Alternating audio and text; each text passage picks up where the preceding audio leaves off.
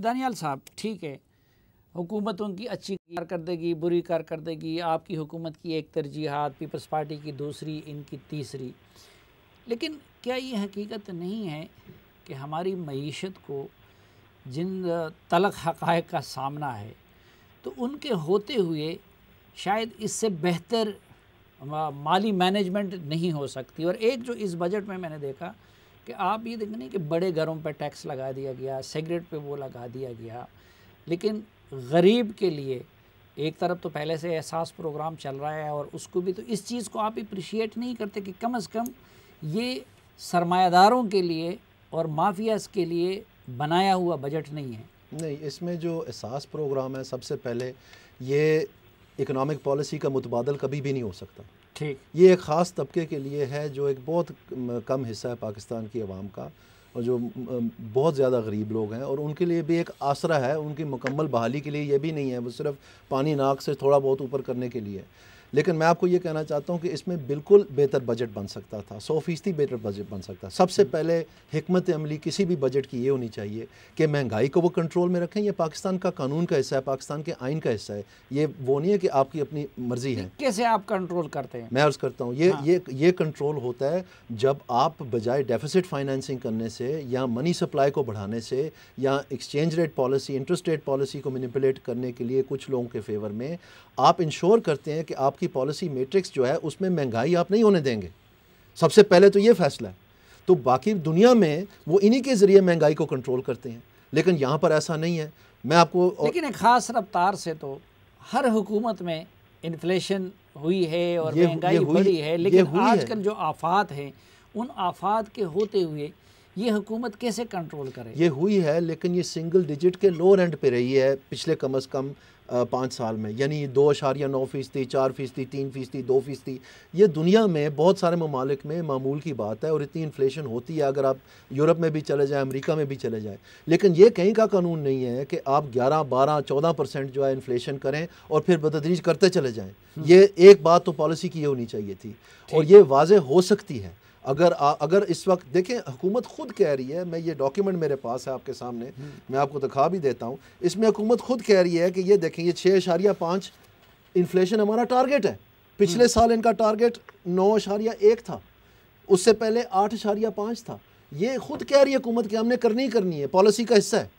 तो ये एक बहुत बड़ी ज़्यादती है। इसका मतलब है कि कोशिश ही नहीं की है, रेग्रेसिव पॉलिसी प्लान की जाती है। नहीं तो आपके सरदार साहब ने डॉलर को एक जगह पे फिक्स कर दिया था, तो अब जब इन्होंने उसको ओपन करना था तो उसके नतीजे में तो ये होना था ना। नहीं नहीं, ऐसी बात नहीं है। वो तो जब इनकी हमारे दौर में भी एक्सचेंज रेट शिफ्ट हुई है, जैसे फ़ारूक सलीम साहब कह रहे हैं, डॉक्टर साहब कह रहे हैं, अगर वो हमारे कर्ज़ों में से निकाल दें तो फिर हमारे कर्ज़े कितने ले जाते हैं, अगर यही जो आर्ग्यूमेंट फवाद साहब ने दिया है। तो ये कोई बात नहीं है, हर हुकूमत में होता है। लेकिन इंश्योर किया गया था कि अगर इंटरेस्ट रेट उस हुकूमत ने कम की थी तो महंगाई भी कम थी।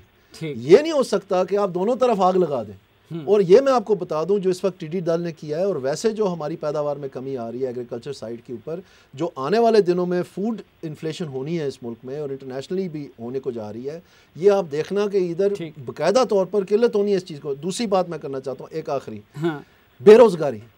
एक तो महंगाई का खात्मा ये हुकूमत कर सकती है, ये इनके बस में है, ये पॉलिसी है इनकी कि इन्होंने कितनी महंगाई करनी है, इनके डॉक्यूमेंट्स बता रहे हैं। तो ये खुदारा मैं हाथ बांधता हूँ, इस गरीब आवाम पे थोड़ा तरस खाएं, आप मुतबादल इकनॉमिक पॉलिसी लाएं जिसमें महंगाई आप ना होने दें और ये बेचारे ताजरों के ऊपर जुल्म करना बंद करें। उनका कोई कसूर नहीं है इसमें, बेकसूर है वो। ठीक। दूसरी बात यह है कि अनएम्प्लॉयमेंट अगर आप देखें तो जब से इनको हुकूमत मिली है उस वक्त 5.79 थी अनएम्प्लॉयमेंट रेट सर्वे के ज़रिए, ठीक है जी। इस वक्त इन्होंने खुद कहा है इस डॉक्यूमेंट में कि 9.56 करनी है, इन्होंने होने को जा रही है। इसका मतलब यह है कि बेरोजगारी इन्होंने दुगनी 100% बढ़ा दी है। जिन्होंने कहते थे कि हम नौजवानों को नौकरियां देंगे।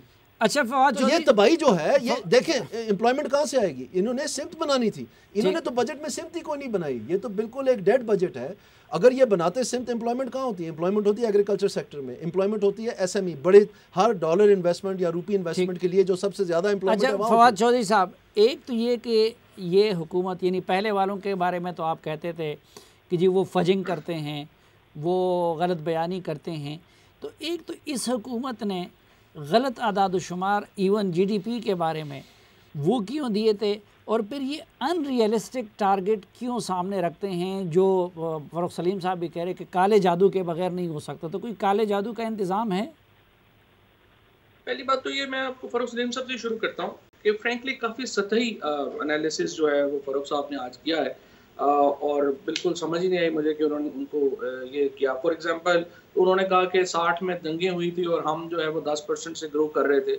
उस वक़्त जो बाकी रीजन के ममालिक हैं वो तो 15% के ऊपर 18% के ऊपर ग्रो कर रहे थे। आप सारी जो रीजन है उसको उठा करके देख लें, और अगर हम 60s में हम 10% पे ग्रो कर रहे थे तो उसकी एक बहुत बड़ी वजह इंटरनेशनल जो उस वक़्त का सिनेरियो था वो था। उसके बाद जो उन्होंने ये कहा कि जी ये जो तरक्की है वो जो पीएसडीपी है, चूँकि वो तो पिछले साल से 100 अरब रुपया कम कर दिया है, तरक्की ज़्यादा कैसे होगी? पिछले साल जो पूरा पाकिस्तान का डेवलपमेंट बजट था वो था 1700 अरब रुपया, खर्च हुआ है हज़ार अरब रुपया। सो इसका मतलब ये है कि जब आप पूरे पैसे खर्च इसलिए नहीं हो सके कोविड की वजह से, जब आप 700 अरब रुपया पिछले साल के मुख्तसुदा बजट से कम खर्च कर रहे हैं, तो इस साल आपने रियलिस्टिक बजट दिया है और आपने अपना जो टारगेट है उसको उसके मुताबिक अचीव किया है। नहीं, फवाद साहब रियलिस्टिक कैसे हुआ जब कोविड से पहले आप रेवेन्यू टारगेट पूरे ना कर सके, तो अब कोविड के होते हुए कैसे करेंगे? रेवेन्यू टारगेट की वो बात नहीं कर रहे, आप और बात कर रहे हैं, वो फ़ारूक सलीम साहब और बात कर रहे हैं, तो वो भी उसकी तरफ भी आ जाता हूँ। फिर तीसरी बात उन्होंने ये कही कि जी जो टैक्स जो है वो नया नहीं लगाया तो टैक्स कैसे पूरा होगा? यही तो हमारे स्पीच में पूरा एक्सप्लेन ही ये किया है कि हमारे मौजूदा जो टैक्स का निज़ाम है उसमें इतनी वुसअत है कि उसमें टैक्स जो है वो बगैर नए टैक्स लगाए जो है वो टैक्स में इजाफा हो सकता है, और हर आदमी को पता है। ये तो मतलब इसमें 2 जमा 2 वाली कोई बात ही नहीं है।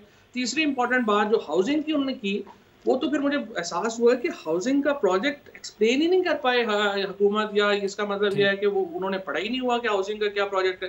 पहली बात तो यह है कि प्रोविंशियल गवर्नमेंट्स ने अलहदा पैसे रखे हैं, फेडरल गवर्नमेंट ने अलहदा पैसे रखे हैं। दूसरा ये नहीं है हाउसिंग के हक को गवर्नमेंट ने घर बना बना के लोगों में बांटते जाना है। हम कह रहे हैं प्राइवेट सेक्टर को कि आप आएँ, हम आपको ये सहूलतें दे रहे हैं, ये टैक्स कंस्ट्रक्शन पैकेज दे रहे हैं, घर आप बनाएंगे और आप जो है वो लोग जो है वो जो स्पेशली जो गरीब लोग हैं वो उसको जो है वो खरीद सकें। तीसरी बात जो अब दानियाल अजीज, वो आपने एक्चुअली उनसे ज़्यादा अच्छे तरीके से आपने उनको बता दिया कि जब डॉलर फ्लक्चुएट होगा तो महंगाई हमारे कंट्रोल में तो नहीं हो सकती। जब आपने एक इंपोर्ट बेस्ड इकॉनमी बनाई और हर चीज़ बाहर से मंगा रहे हैं तो 100% आप नहीं कंट्रोल कर सकते महंगाई, तो जाहिर है उसमें इजाफा होगा। और चौथी बात यह है कि ये जो सारे, जब तक आप इदारों को मुकम्मल फंक्शनल ना हो, जब तक ये और अगर दूसरी इंपॉर्टेंट बात फिर ये है कि आपको जो अमेंडमेंट्स चाहिए दानियाल अजीज साहब को या कोई, आप अपना बजट की अल्टरनेटिव बजट अनाउंस करें। अपोजिशन शाये क्यों है? मतलब खुद ये तो नहीं है ना कि हर एक के ऊपर पत्थर मार रहे हैं बाहर खड़े होके। जी फ़ारूक सलीम साहब अपना बजट दें। फ़ारूक सलीम साहब जी साहब, हमाद अजहर साहब ने बार बार अपनी तकरीर में कहा कि कोई नया टैक्स नहीं है। एक तो डॉक्टर साहब मुझे इसमें बड़ा शदीद एतराज़ है, वो था कलाम हफीज़ शेख बज़ुबान हमाद अजहर, हम हमाद अजहर बेचारे के पीछे लगी हुई। जी बहरहाल हुकूमत ये कह रही है कि कोई नया टैक्स नहीं लगाया गया, ये जुबानी की बात है। आप बजट खोल के देख लीजिए, छपा हुआ हमारे सामने आ गया है। आप मिनिस्ट्री ऑफ फाइनेंस की वेबसाइट पे चली जाइए, मैंने 5 टैक्सेस देखे हैं जो बड़ी तेजी से बढ़ाए जाएंगे। जो पेट्रोलियम लेवी है वो पिछले साल 216 अरब था, इस साल 450 अरब है। क्या नया टैक्स नहीं है?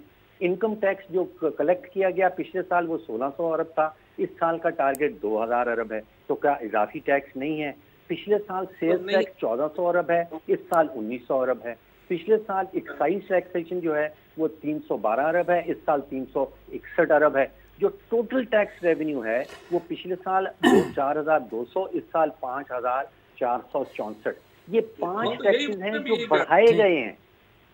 तो टैक्सेस बढ़ाने के बगैर आप 1000 अरब रुपया इजाफी इकट्ठा नहीं कर सकते। तो मैं सिर्फ ये कह रहा हूँ, लिखा हुआ कुछ है और तकरीर डॉक्टर साहब सारी मुझे आपको कतई कलामी की गुस्ताखी करनी मुझे पड़ रही है क्योंकि वक्त हमारा ख़त्म हुआ है। मैं मशकूर हूँ फवाद चौधरी साहब का, दानियाल अजीज़ साहब आप खुसूसन आपका, डॉक्टर फ़ारूक सलीम साहब आपका, इस दुआ के साथ कि आप जहाँ भी रहें खुश रहें, कोरोना और दीगर आफात से महफूज रहें। आज के जरिए से इजाज़त चाहता हूँ। अल्लाह हाफ़िज़।